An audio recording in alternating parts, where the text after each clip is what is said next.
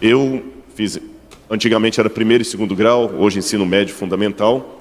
Aí, na verdade, a minha paixão pela arqueologia começou numa casa paroquial da paróquia Senhor Bom Jesus do Horto, com um padre muito amigo meu, que já faleceu. Ele depois virou bispo metropolitano de Belo Horizonte, metropolitano ali, né, da região, Dom Sebastião Roque. E eu lembro que eu ia para a casa dele lá e era um carinho tão grande, porque a minha casa não era aquele lugar mais agradável para se viver. Muita briga, muita... E onde eu senti paz era na igreja.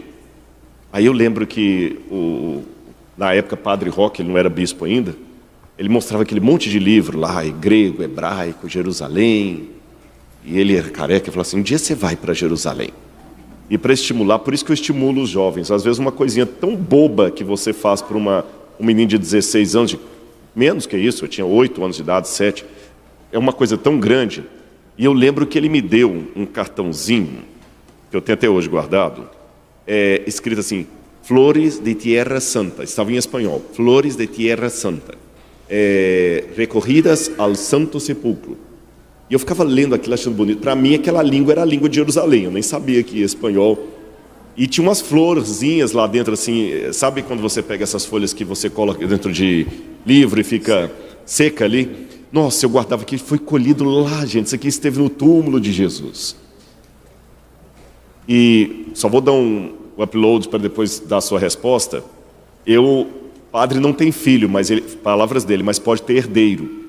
Eu herdei a biblioteca de Dom Roque.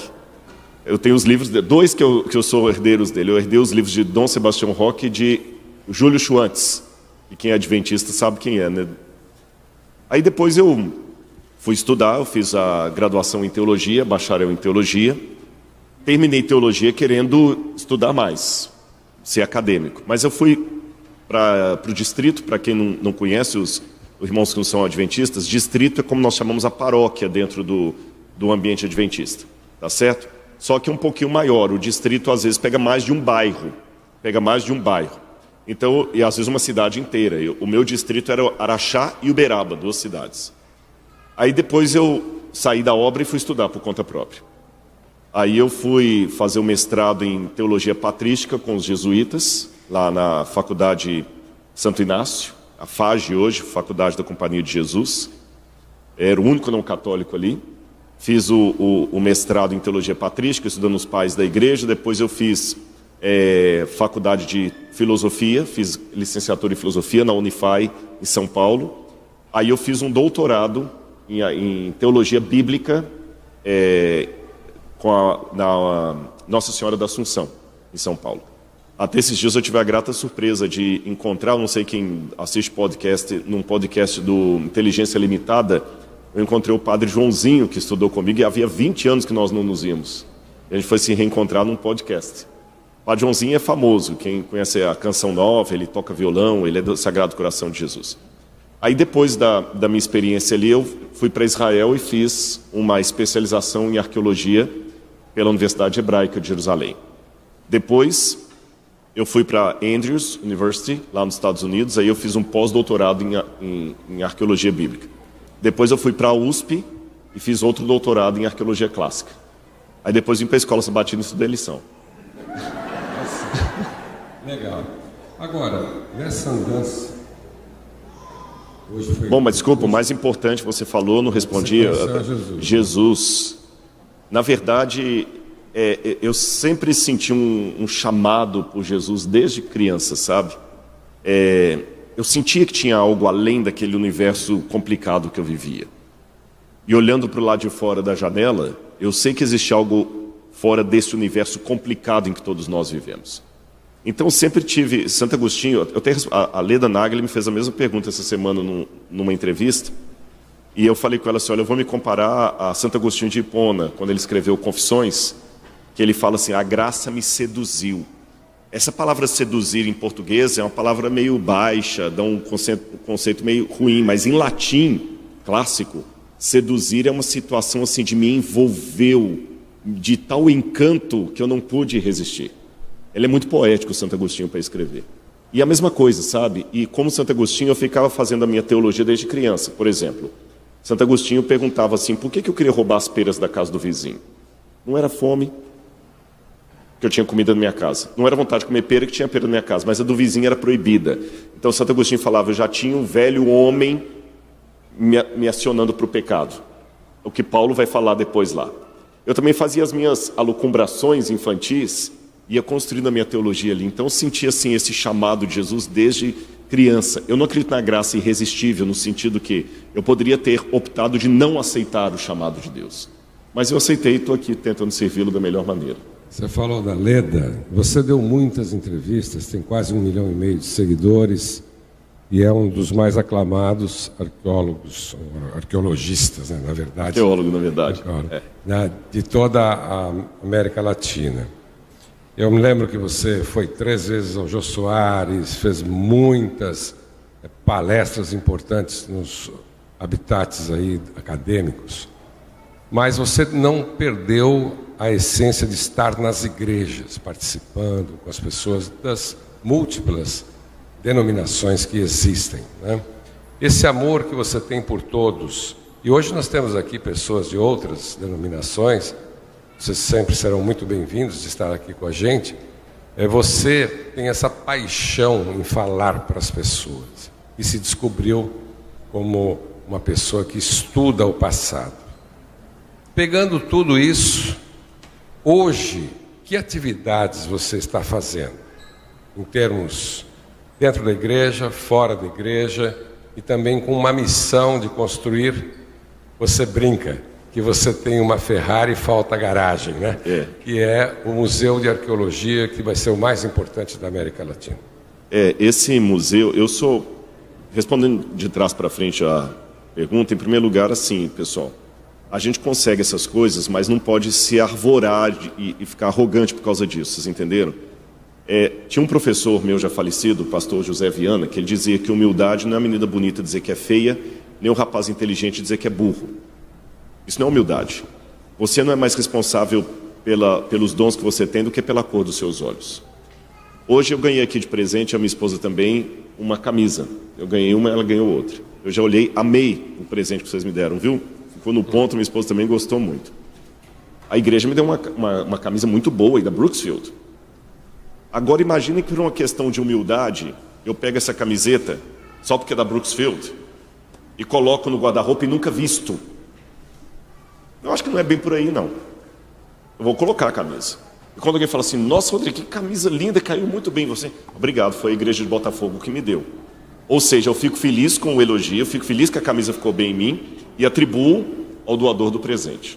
Então, todas essas coisas que a gente descreveu aqui, doutorado, entrevistas, 1 milhão e tantos de seguidores, obrigado, estou muito feliz, foi Jesus que deu. Entenderam o lance da camisa? Se você entendeu o lance da camisa, você entende como é que eu coloco isso aqui. O ruim é quando você esquece o doador e acha que foi você que fez. Entendeu? Aí começa a ficar. Segunda coisa que eu aprendi. Eu quero imitar a Jesus, e Jesus é Deus. E Jesus era apaixonado por pessoas. Ele é tão apaixonado por pessoas que ele veio morrer no nosso lugar. Ele é tão apaixonado por pessoas que antes de Jesus morrer no nosso lugar, ele estava lá no Sinai. Quem lê na Bíblia, quando Deus deu os 10 mandamentos, o Sinai pegava fogo, trovão, relâmpago. O povo estava com tanto medo que eles falaram assim, Moisés, fale você com a gente, não Deus. Aí Deus falou assim, Moisés, a minha glória está dando medo neles, né? Faz uma coisa para mim. Sim, senhor. Eu vou te dar um modelo aqui, uma planta. Ou você vai fazer para mim uma barraca, uma tenda, lá no meio do acampamento do povo, para que eu possa morar no meio deles. E ele desceu do Sinai e morou dentro de uma tenda com todo mundo. No futuro, no Novo Testamento, ele fez isso de novo, quando ele deixou a glória dele e morou numa tenda corpórea, que o verbo se fez carne e habitou entre nós, veio no ventre de uma mulher, Maria, se tornou um bebezinho, que Maria estava beijando o Criador da vida.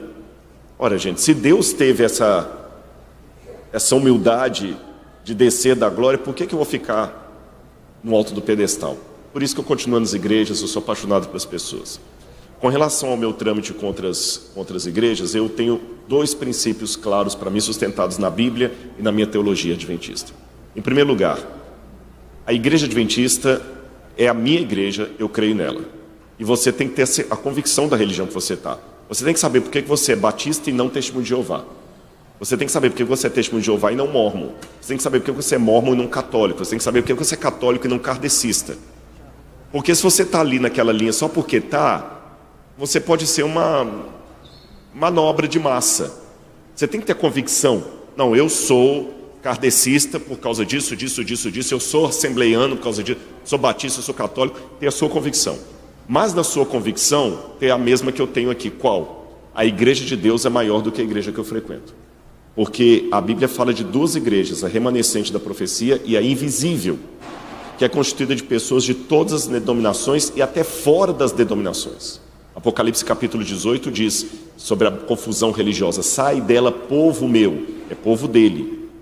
É povo dele. E até que ele faça aquele chamado, Deus tem seu povo espalhado em todos os lugares. Jesus falou: eu tenho ovelhas que não são desse aprisco.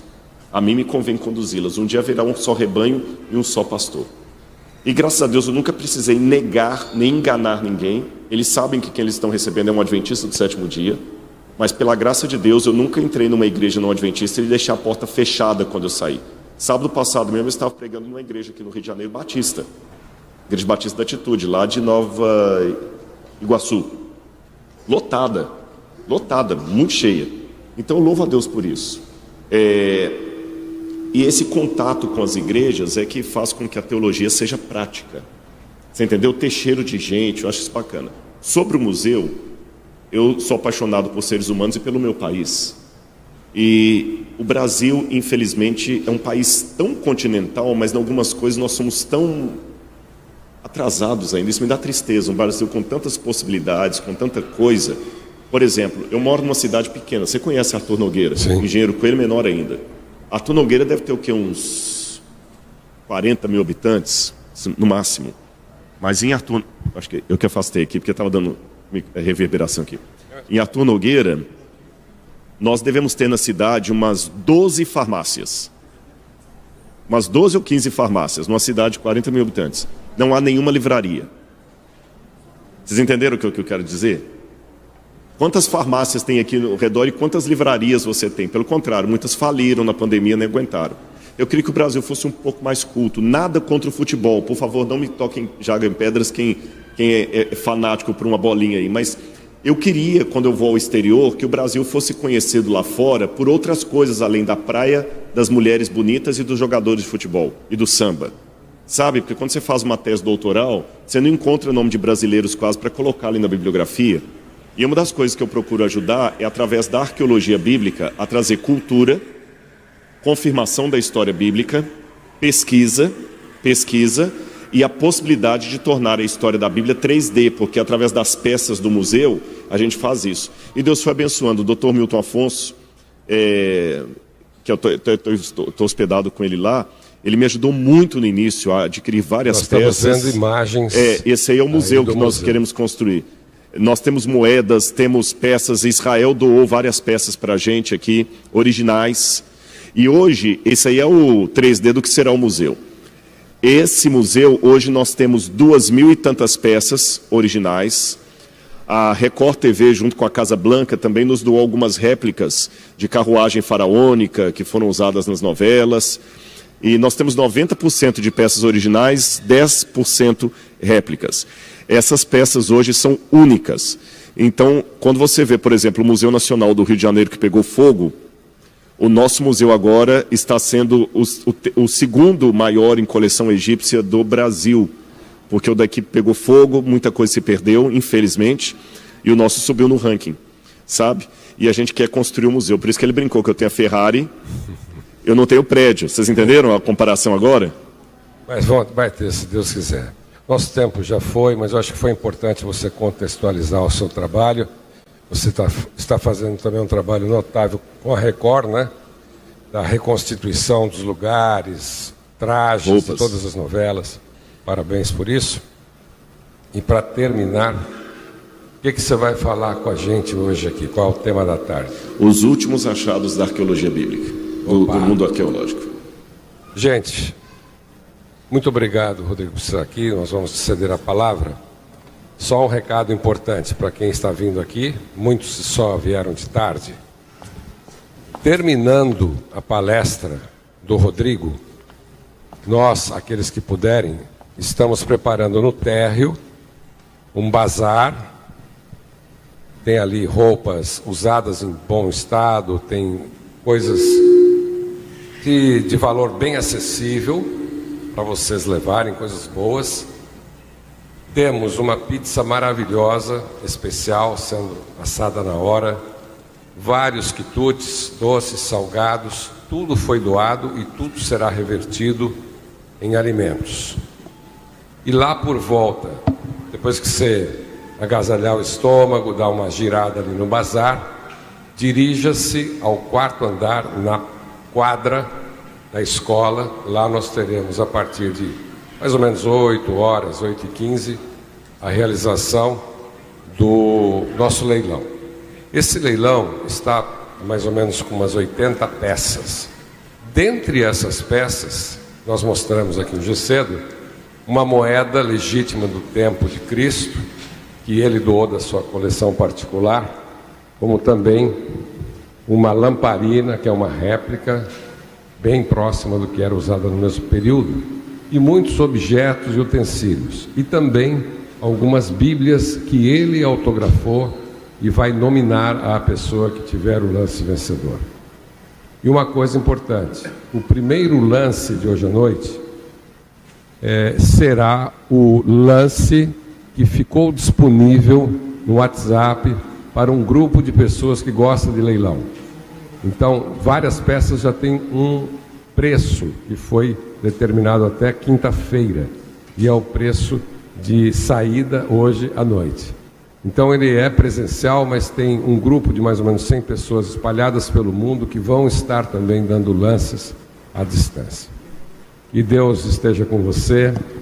E então aproveitem agora a oportunidade de conhecer um pouco mais do trabalho do Rodrigo, a sua mensagem, e esteja conosco até terminar o leilão, se Deus quiser. Só que agora eu que vou fazer uma pergunta. Você me entrevistou, mas tem gente que talvez está acompanhando a gente de casa e pegou agora e está pensando, leilão, o que é isso? Para que esse dinheiro vai ser revertido? O que é o mutirão de Natal? Por que a gente está aqui? Porque às vezes alguém está ligando agora, não sabe nem o que está acontecendo, né? Mas leilão é para o museu? Como é que é esse negócio? O que é? O mutirão de Natal existe, nasceu aqui nesse púlpito há 28 edições atrás. 28 anos, portanto. 27, porque a primeira, aniversário é a primeira, né? E eu me lembro que eu já perdi o cálculo, que agora é a divisão sul-americana, quer dizer, a igreja que reúne vários países, mas já foram arrecadados mais de 130 milhões de quilos e distribuídos por pessoas em várias partes do Brasil e do mundo. Nós tivemos o apoio da Rede Globo durante 2 anos, como projeto eles consideraram de alto nível de alcance, e essa moçada toda aqui, que faz parte da membresia, que começou tudo isso, e está aqui a camiseta oficial, né? Vamos deixar, viu, Rodrigo, com você aí, ó, mais uma lembrança. Muito bem, obrigado, viu, aqui, ó. Salva de palmas aqui para o nosso amigo Rodrigo. Mas o Sérgio está sendo modesto. Peraí, eu tenho que cortá-lo aqui. Ele que me entrevistou, mas não esperava isso. Na verdade, ele não está contando a história toda, não. Esse mutirão de Natal nasceu, em primeiro lugar, na cozinha da casa dele, por causa do coração muito fraterno que ele e a Marli têm. Não sei se a Marli veio ou não, mas se ela... Sim. Eu não vi a Marli ainda, mas se ela estiver aqui, eu estou falando bem, ela... Estão apontando só para lá. Marli, levanta a mão, porque eu não te vi ainda. Mas o fato é que a Marli e o Sérgio têm um coração muito fraterno. Falar em fraternidade neles, não estou jogando confete não, porque eu os conheço da cozinha. Tá certo? Então ele foi modesto aqui, contou, não, isso aqui é uma coisa que começou a divisão lá, quer dizer, a gente, ele quer que você fale tudo que você tem, mas ele fica calado, vocês perceberam? Né? Então eu quero que vocês dêem uma salva de palmas para o Sérgio e para a Marli também. Viu? Porque a gente vê tudo pronto, bonitinho, mas começou com eles. Se não fosse aquela coisa que Deus colocou no coração deles, já não estava aqui agora. Então Deus te use muito mais ainda, viu? Para a honra e glória dele. Amém. Viu? Boa palestra. Só pegar minha Bíblia, Elis.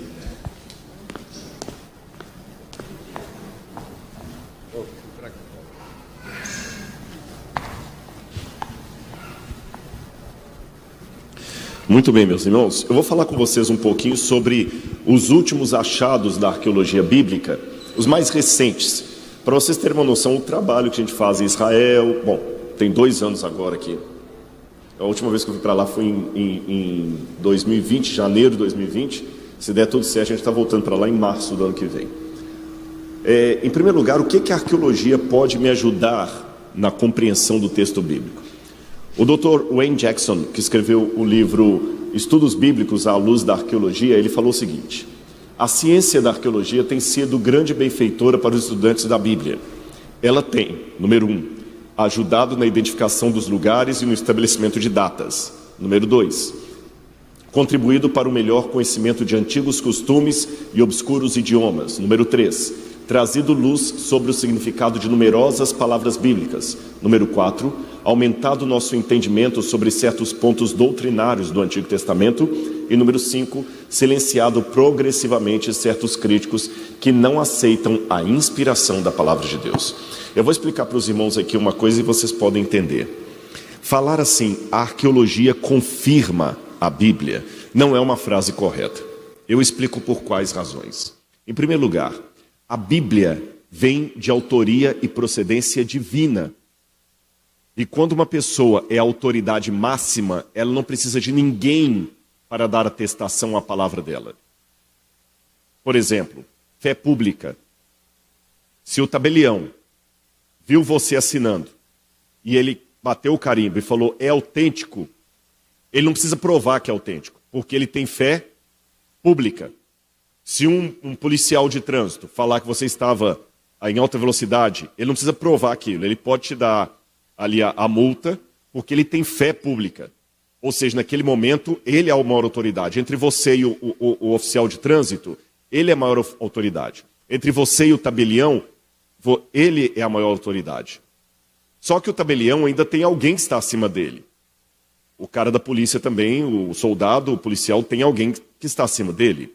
Só que Deus não tem ninguém que está acima dele que possa, eventualmente, comprovar a palavra de Deus. Então, em última instância, quem prova a Bíblia é o próprio Deus, porque ele é a autoridade maior. Tá certo? A segunda razão pela qual é errado dizer que a arqueologia comprova a Bíblia é que a arqueologia ela tem um método de pesquisa diferente do estudo de história, ou mesmo do estudo teológico. Por exemplo, eu não posso, pela arqueologia, comprovar a Santíssima Trindade. Como é que eu vou trazer laboratorialmente provar que é Pai, Filho e Espírito Santo? Eu não posso, pela arqueologia, comprovar o nascimento virginal de Jesus. Como é que eu vou provar arqueologicamente que Maria era virgem? Não tem como, não só se entrar numa máquina do tempo, voltar lá e um médico examinar, não é assim que funciona. Mas o que eu consigo comprovar pela arqueologia? Eu consigo comprovar se aquela história da Bíblia aconteceu. Por que é importante isso? Porque a Bíblia, dentre tantos livros religiosos que há no mundo, o Alcorão, Livro dos Vedas, Bhagavad Gita, o Tao Te Ching, esses grandes livros das grandes religiões aí, do taoísmo, do hinduísmo, etc., a Bíblia é o único livro que precisa de uma história como confirmação da doutrina que ela apresenta. Por exemplo, se nós estivéssemos na Índia, eu jamais seria um arqueólogo do hinduísmo. Não existe arqueologia do Bhagavad Gita.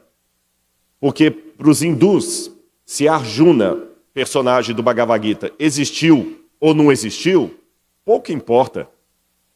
Se Krishna esteve realmente numa batalha com Arjuna ou não, pouco importa. Agora, a Bíblia não. Se Jesus não existiu, tudo cai por terra.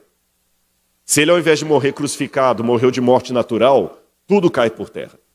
Então, através da arqueologia, eu vejo a seriedade testemunhal daquele episódio que a Bíblia apresenta. E se aquele episódio for real, a teologia que se fundamenta nele também o será. Compreenderam, então? Então, vamos lá. Eu vou mostrar para vocês um achado. Esses achados todos são de 3 anos para cá. Tá certo? 2019 para cá. Tem um só do final de 2018. Essa montanha que vocês estão vendo aí é a montanha de Laquis, ou Lachish, como dizem em hebraico. Laquis é uma cidade muito importante de Judá, Seria mais ou menos assim. Você tem o estado do Rio de Janeiro, tem a própria capital fluminense aqui, o Rio de Janeiro, mas você tem as maiores cidades aqui, que eu imagino. Niterói, tá certo? Petrópolis. Qual? Outra cidade grande aqui perto? São Gonçalo. Então são cidades grandes que não são a capital, mas são as maiores cidades do Rio. Jerusalém era a capital de Judá. E das maiores cidades que estavam antes, estava a cidade de Laquis. Muitas vezes mencionada na Bíblia.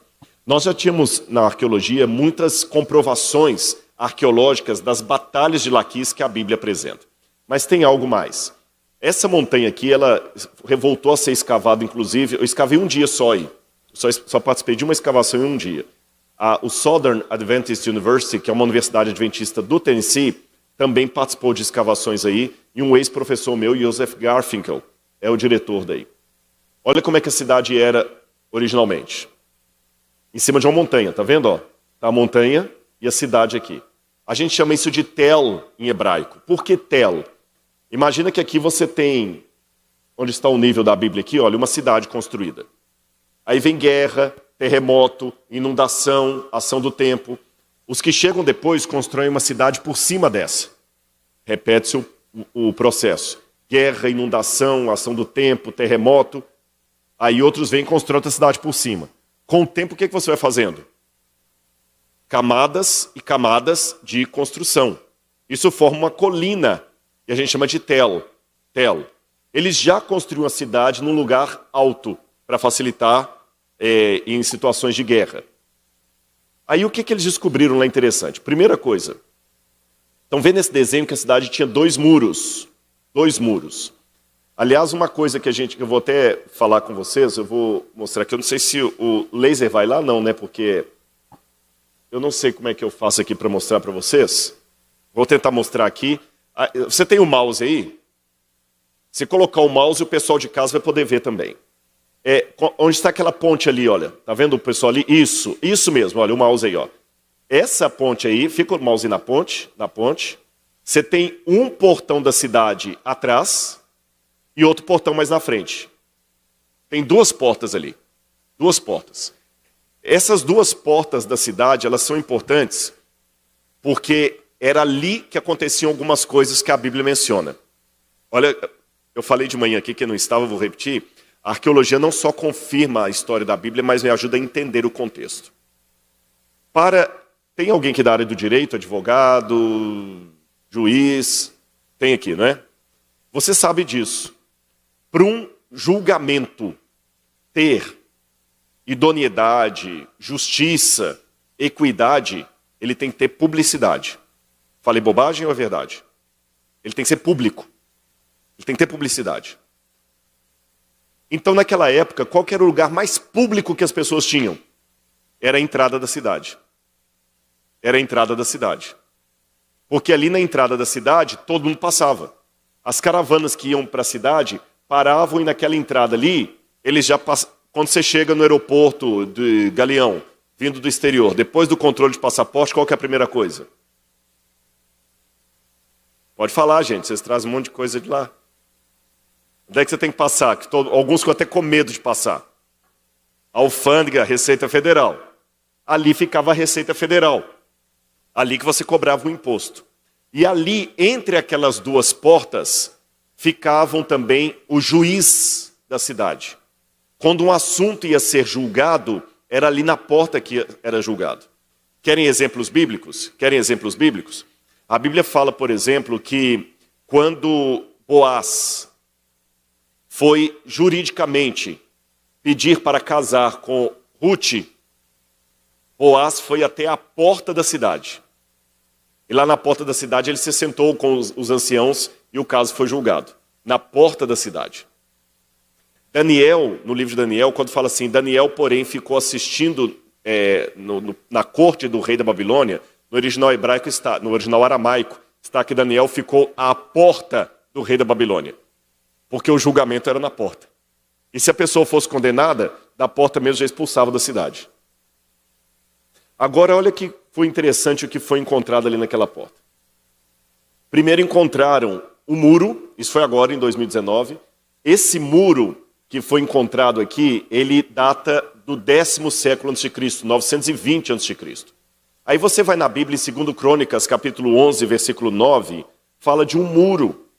2 Crônicas, capítulo 11, versículo 9. Quando fala das edificações que Roboão fez, diz assim, olha, vou ler o verso 5 primeiro. Roboão morou em Jerusalém e, para a defesa, fortificou várias cidades de Judá, quer dizer, construiu um muro. Quais são as cidades?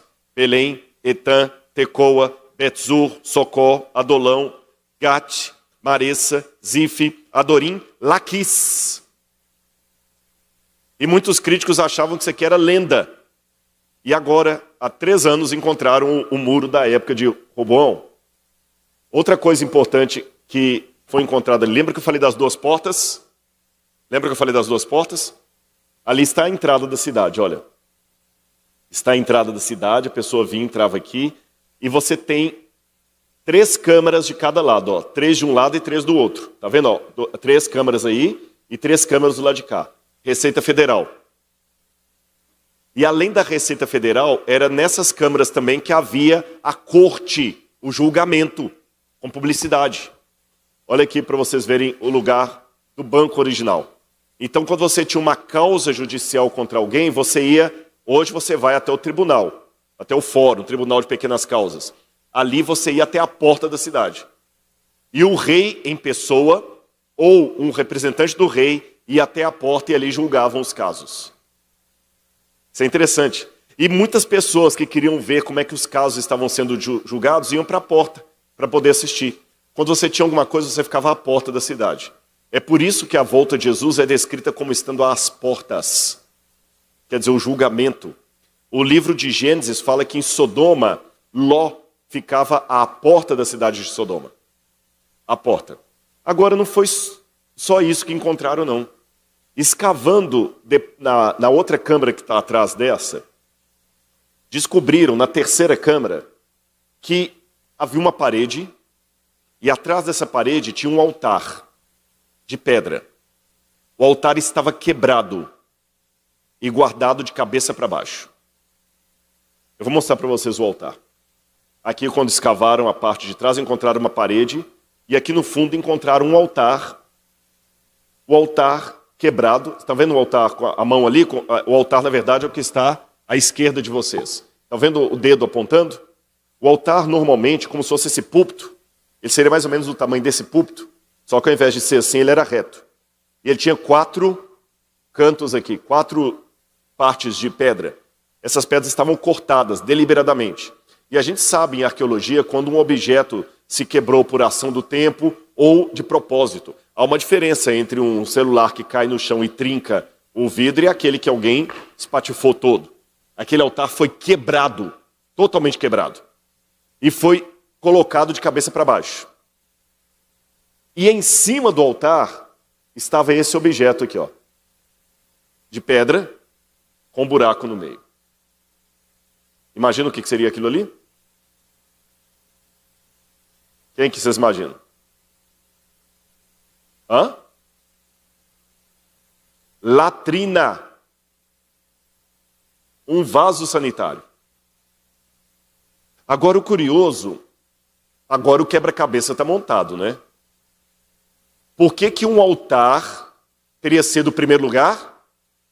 Quebrado, colocado de cabeça para baixo e em cima dele uma latrina. O mistério fica maior ainda quando verificaram que essa latrina nunca foi usada. E como a gente sabe que nunca foi usada? Que ela não tem tubulação, não tem encanamento e não tem coliformes fecais algum ali. Por que alguém faria isso?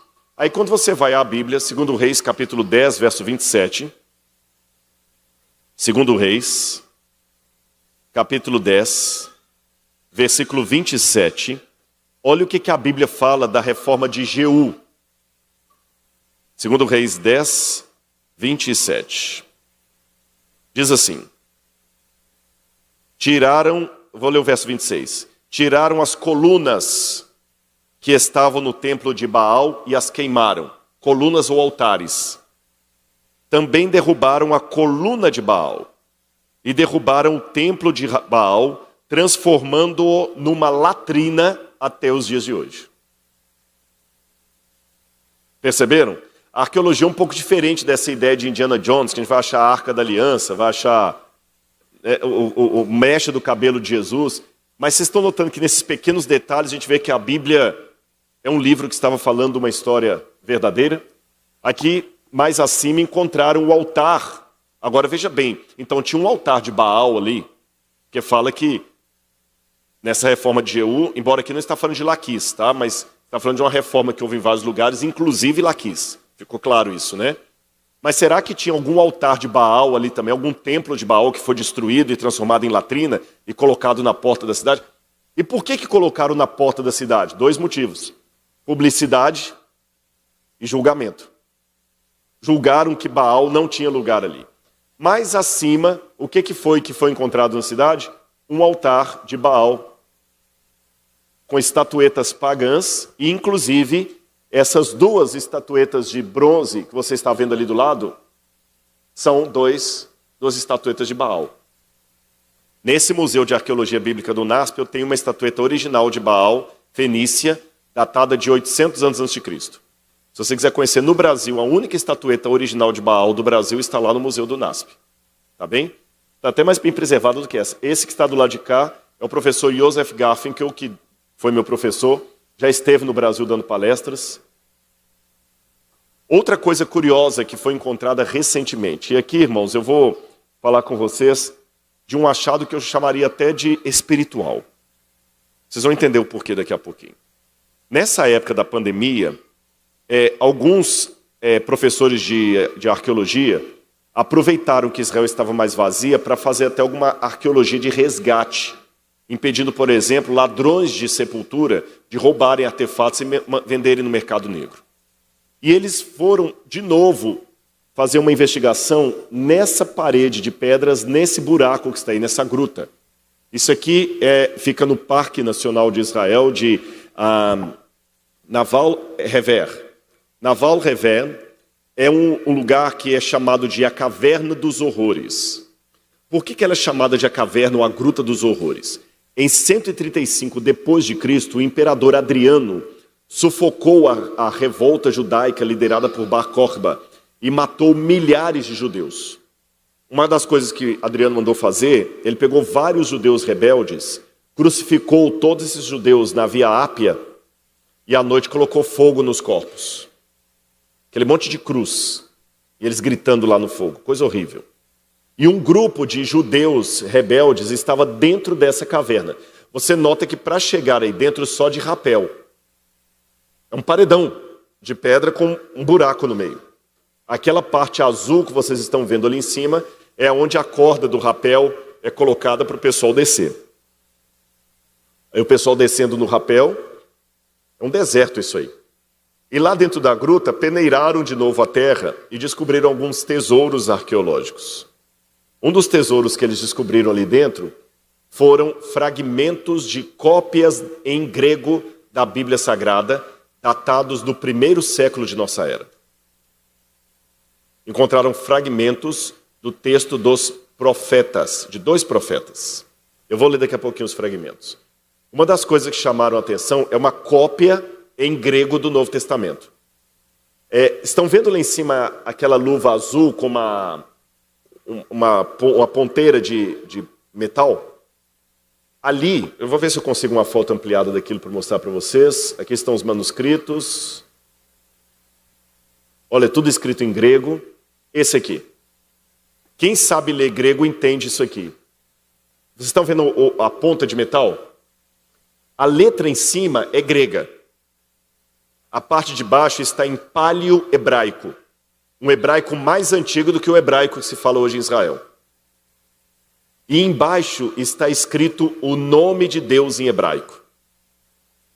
O que a gente confirma através desses manuscritos? Que os judeus, quando copiam a Torá, na Idade Média os judeus maçoretas faziam isto, e a gente tem a comprovação arqueológica agora, que eles já faziam isto desde os tempos de Jesus e até antes dos tempos de Jesus. Quando eles estavam, olha a reverência do judeu pelo nome de Deus. Tanto é que eles não gostam de falar o nome de Deus. Eles preferem falar Hashem, o nome, ou Adonai. Quando eles estavam copiando à mão o texto sagrado, e o nome de Deus aparecia em hebraico, as 4 letras do hebraico, né? Yod, Rei, Vav, Rei. Eles trocavam a caneta por outra caneta e escreviam em paleo-hebraico. Mesmo copiando o texto em grego, quando o nome de Deus estava ali, olha a reverência. Ele trocava. E isso a gente está vendo ali, olha, nos mínimos detalhes. E as pessoas que estavam refugiadas nessa caverna estavam com medo dos romanos. E ela é chamada de caverna do terror. Encontraram moedas também da época do Segundo Templo.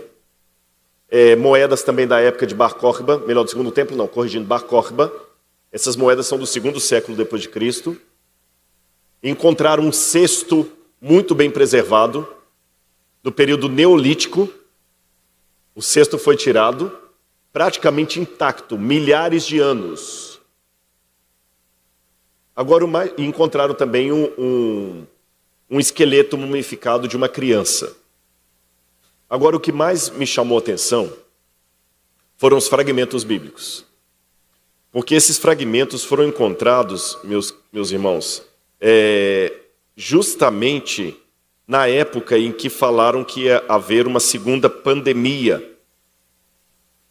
E deixe-me abrir um parênteses para explicar uma coisa com muito respeito e carinho. Você vai entender, você que está em casa vai entender também. Eu não cheguei a pegar Covid. Mas eu sei de muitas pessoas próximas a mim que pegaram e algumas faleceram. E eu sei que talvez eu estou falando para pessoas aqui que perderam um ente querido de Covid ou você esteve face a face com a morte por causa desse vírus. Eu reconheço que foi algo terrível. E, por favor, não entendam que eu estou agora apresentando uma figura de um Deus carrasco, um Deus sádico que tem prazer no sofrimento. Nada, nada, nada disso. Não é assim. Mas Deus sabe que, às vezes, um chacoalhão é preciso ser dado para a gente aprender alguma coisa. Os especialistas em educação estão apavorados com os problemas de educação dos jovens e crianças de hoje. Vocês sabem disso. Antigamente o pai criava 15 filhos, a mãe criava 15 filhos, hoje tem 2, está quase morrendo. Dá muito mais trabalho. O mundo tem muito mais coisa para oferecer. Não pode dizer não. A revolta é muito fácil. Então a gente criou hoje um contexto que falar em castigo, disciplina, seriedade, é uma coisa quase abjeta. Deus não é assim.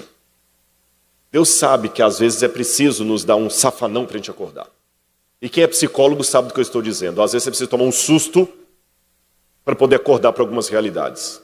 Quantas pessoas, às vezes, são um susto num acidente de trânsito que ele começa a ficar mais comedido para dirigir.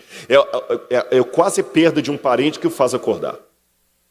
E Deus, às vezes, dá um chacoalhão no mundo. E eu acredito piamente que esse problema que enfrentamos 2 anos aqui foi uma forma de Deus sacudir o mundo. Aí você pode falar, tá, Rodrigo, mas vem cá. Você está falando isso? Meu pai morreu de Covid. Quer dizer que Deus puniu meu pai? Aí que você tem que entender.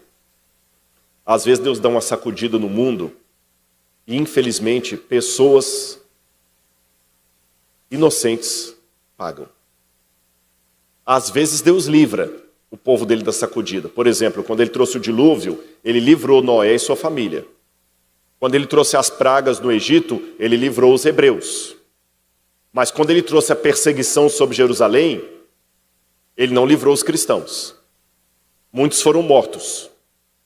Ele livrou Pedro e Paulo, perdão, Pedro e Paulo e Silas da prisão, mas não livrou Paulo de ser decapitado e Pedro de ser crucificado de cabeça para baixo. Ele livrou Daniel da cova dos leões, mas não livrou Daniel de ser levado como cativo do rei da Babilônia, para nunca mais voltar. Vocês perceberam o que eu estou querendo dizer? Deus às vezes livra, às vezes não livra. Mas Deus é Deus, deixa Deus ser Deus. O castigo da Babilônia veio sobre Israel para sacudir Israel. Daniel era fiel a Deus e Daniel foi levado cativo. Então a pergunta que eu tenho que fazer não é por que Deus permitiu esse sofrimento. A pergunta é: estou eu disposto a permanecer firme ao lado de Deus, mesmo que eu seja sacudido pela ira dele sem merecer? Entenderam o que eu estou colocando ou ficou obscuro?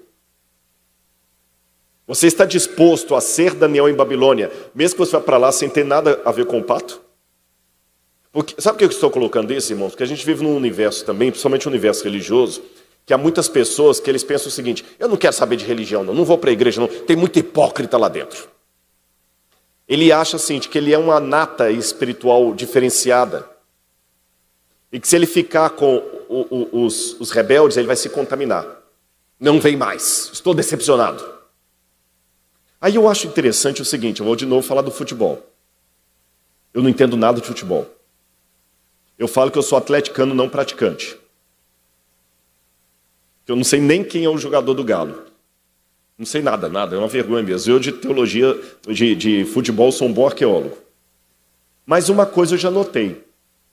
O seu time pode cair para a segunda divisão, eles podem descobrir desvio de dinheiro no seu time, pode descobrir que o presidente do seu time era um pedófilo, os jogadores podem entregar o ouro para o outro, pode ser um vexame no Maracanã, mas você não deixa de ser flamenguista, ou botafoguense, ou fluminense.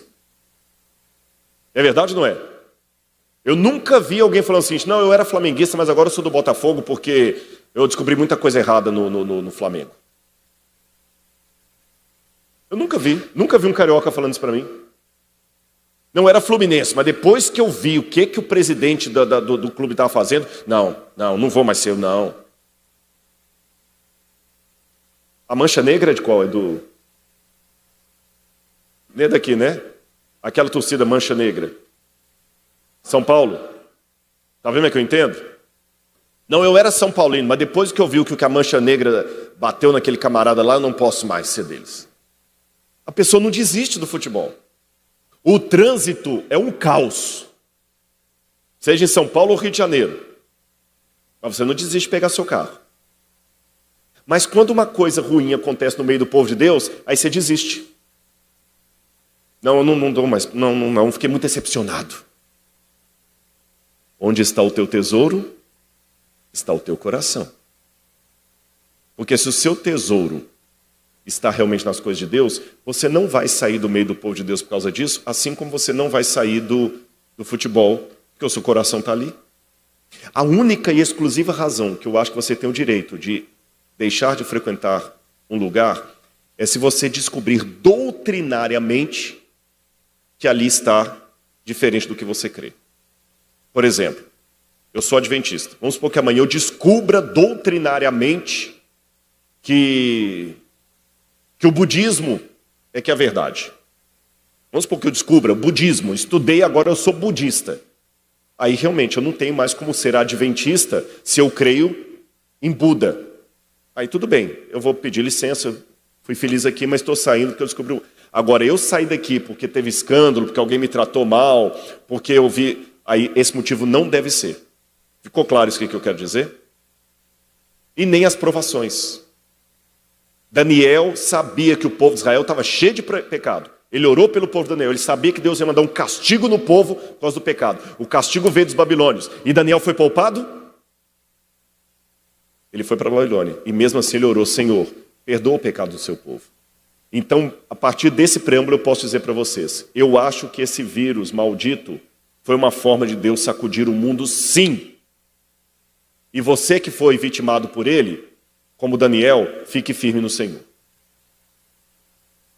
E justamente na época em que a segunda onda estava dando, na mesma época, foi na mesma semana que anunciaram a segunda onda, todo mundo pensou que a gente só ia ficar assim em 2020, aí falaram, não, 2021 também vai ser assim, aquela coisa toda, e viagem sendo desmarcada, e o pessoal do comércio falando assim, eu não estou aguentando mais pagar salário para o camarada ficar em casa, eu vou ter que fechar, não vou dar conta. Eu tinha uma reserva de dinheiro que me segurou até aqui, eu não tenho para aquela confusão toda. Aí encontraram aquele texto fragmentado lá, E vocês querem saber o que estava nesses textos aqui? O primeiro fragmento era do texto de Naum. É lógico que estava em fragmentos, mas se você conhece assim bem a literatura brasileira e você encontra fragmentos de um poema assim: em tudo, sempre, em face do maior encanto, meu pensamento. Procure, fim de quem vive, eterno enquanto dure. Se eu só tiver essas palavras, você já sabe que texto que eu estou falando, não sabe? Então a mesma coisa que é com a Bíblia. Encontraram só os fragmentos, mas a gente já sabe de qual texto que é. O texto completo é o texto de Naum, capítulo 1, versículo 5 em diante. Olha o que está escrito na Bíblia. Os montes tremem diante dele. Sim, o mundo e todos os seus moradores. Quem pode suportar a sua indignação? E quem subsistirá diante do furor da sua ira? A sua cólera se derrama como fogo. As rochas são por ele demolidas. O Senhor é bom, é fortaleza no dia da angústia e conhece aqueles que nele se refugiam. E dentro de um refúgio encontraram isso. E o outro texto, o outro fragmento que está um pouquinho atrás, que eles descobriram, esse aqui, é justamente o texto de Zacarias, capítulo 8, versículo 16. Eis as coisas que vocês devem fazer, que cada um fale a verdade com o seu próximo. Nos tribunais, julguem com justiça, segundo a verdade e em favor da paz. Que ninguém faça planos para prejudicar o seu próximo, nem ame o juramento falso, porque eu odeio estas coisas, diz o Senhor. Irmãos, não tinha mensagem mais adequada para ser trazida ao mundo do que essas duas que Deus permitiu encontrar justamente naquela época.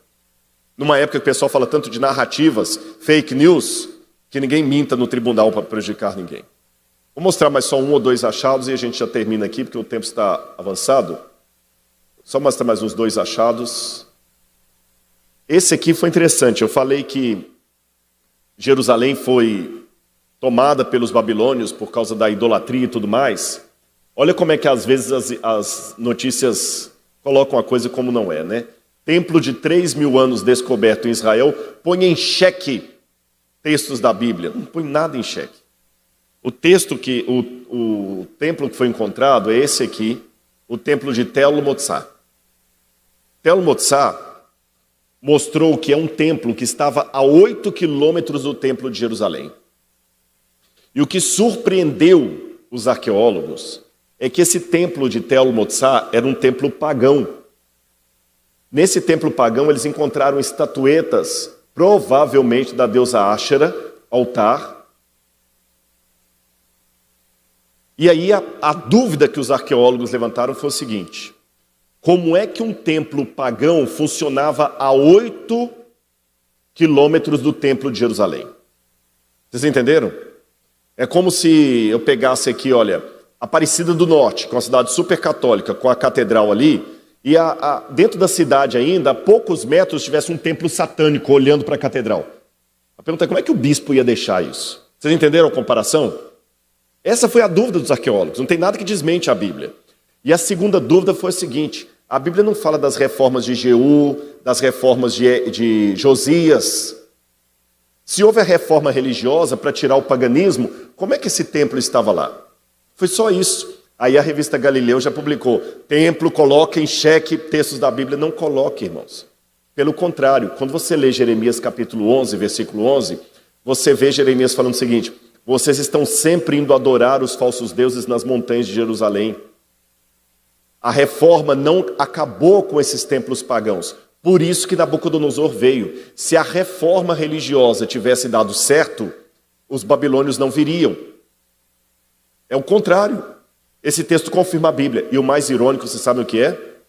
O templo de Jerusalém foi destruído por Nabucodonosor. O templo pagão foi poupado. É como se Deus dissesse assim: tá bom, já que vocês não querem minha proteção, eu vou tirar. Peçam aos deuses, aos ídolos. E o último achado que eu quero mostrar para vocês é esse aí. Essa cúpula dourada que vocês estão vendo ali, hoje é o Domo da Rocha, é o local onde na época de Jesus funcionava o templo de Jerusalém. Ali era o templo. Ali as pessoas iam para adorar a Deus. Foi embaixo dessa cúpula que estava uma rocha de uma colina chamada Moriá, ou Monte Moriá, onde Abraão levou Isaque em sacrifício. Depois, o Monte Moriá acabou virando o local do templo, onde Salomão constrói o templo. Nabucodonosor destruiu o templo. Eles reconstruíram o templo que Jesus conheceu. Vieram os romanos, destruíram o segundo templo. E em 692 depois de Cristo, aquela cúpula dourada foi construída pelos muçulmanos. Por que eles construíram essa cúpula dourada? Você tem a cúpula dourada lá na frente, e aqui, seguindo uma linha reta, você tem uma outra cúpula cinza. Esta é a mesquita de Al-Aqsa. Al-Aqsa em árabe significa que está na esquina, que está longe. É porque, segundo a tradição muçulmana, isso não está no Alcorão, uma tradição muçulmana, Maomé, quando estava na Hégira, que é a viagem que Maomé faz de Medina para Meca, Maomé estava a caminho de Meca, quando o anjo Gabriel vem até ele na estrada, pega a jumenta de Maomé e leva a jumenta até ali, na esquina. Ele amarrou a jumenta, subiu até o local onde Abraão havia sacrificado Isaque, e segundo essa tradição muçulmana, Jesus, Issa, Abraão, Ibrahim e Moisés apareceram para ele e o incumbiram de fundar o Islã. Aí dali a jumenta tomou um impulso, levou Maomé até o paraíso, depois ele volta para fundar o Islã. Por causa disso, Jerusalém virou a terceira cidade sagrada dos muçulmanos. E desde que os muçulmanos tomaram conta de lá no ano 692, eles não abriram mais mão. Então Jerusalém foi conquistado de novo por Israel em 67, na Guerra dos 6 Dias, mas aquele lugar ali foi preservado por Moshe Dayan e deixado para que os muçulmanos administrem. Então, o sonho de consumo da gente é poder escavar ali. Mas nós não podemos, senão a gente proclama a Terceira Guerra Mundial. Vocês entenderam? Porque não pode entrar ali nem com símbolo cristão, nem judeu. Se você estiver indo ali, por exemplo, no horário que eles deixam visitar, e você estiver com um crucifixo, você tem que deixar o crucifixo aqui. Mesmo que for debaixo da roupa, eles não vão deixar você entrar com o crucifixo. For um anel com a cruz, não deixam. Se for com a Bíblia, não deixa. E tudo mais. Só que Deus nos deu um presente. Já que não dá para a gente escavar lá, é um provérbio árabe, se a montanha não vai a Maomé, se Maomé não vai a montanha vem a Maomé. Olha o que aconteceu. Aqui perto da mesquita de Al-Aqsa, eles estavam fazendo sabe esse estacionamento de shopping center, que você desce e tem aquele pátio enorme de carros? Um lugar parece que para 5 ou 10 mil pessoas ali. Embaixo enorme. Foi até clandestino isso aí. E eles tiraram, igual falar lá em Minas, trocentos e trocentos caminhões de terra dali. Olha os caminhões saindo. Eles pegaram essa terra toda e depositaram num canto de Jerusalém lá. Aquele monte de terra. Aí um aluno do professor Gabriel Barcai, esse é o professor Gabriel Barcai, de azul, viu aquilo ali e falou, olha, a gente não pode escavar lá, mas a gente pode peneirar essa... Perde um pouquinho o valor algumas coisas, porque tirou de contexto, mas ajuda um pouco. E fizeram um projeto chamado Safing Project, onde a gente escava aquele material ali. Eu até me lembrei do Salmo 102, versículos 13 e 14, que diz assim, tu te levantarás e terás piedade de Sião, pois o tempo de compadeceres dela, o tempo determinado chegou, porque os teus servos têm prazer nas tuas pedras e se compadecem do teu pó. Assim que a gente se sente, o servo de Deus se compadece até das pedras de Jerusalém e até do pó de Jerusalém. E a gente, escavando aquilo ali, aqui está um grupo de alunos que a gente levou para lá junto com o Moriah College, o Instituto Moriah é um instituto de Israel ligado à Universidade Hebraica. A gente fez cursos com eles e a gente escavou lá explicando como é que funcionam as escavações. O NASP tem hoje uma pós-graduação em arqueologia bíblica que você pode fazer sem sair da sua casa. E agora, terminando a pandemia, queremos levar alunos para escavar. Alunos, alunas de todas as classes, viu? Áreas. Tem aluno meu que é advogado, tem aluno que é médico, tem aluno que é empresário. A gente faz as aulas síncronas ali, vocês podem fazer o curso e depois terminar com a gente lá em Israel, uma forma de ver a Bíblia 3D. Gente, foi só uma pincelada, o horário já são 3h25, mas eu espero que vocês tenham gostado. É um pouquinho do trabalho da arqueologia aí, para você ver também. E você que é jovem universitário, uma sugestão para vocês, vejam o testemunho que eu estou dando. Às vezes passa-se a impressão que na igreja não tem espaço para coisas acadêmicas, para coisas científicas, mas tem sim. A lição da Escola Sabatina, a Bíblia que você lê, o autor da lição desse trimestre foi meu professor, Jacques Ducan. Há muito trabalho sendo feito. Pesquisa em línguas originais, muita coisa, para trazer mastigadinho para você. Ou seja, tem muita coisa acadêmica por detrás dos bastidores da igreja. Você não precisa ter vergonha nenhuma da Bíblia ou da doutrina cristã. Que Deus abençoe a todos vocês. Muito obrigado pelo carinho, viu?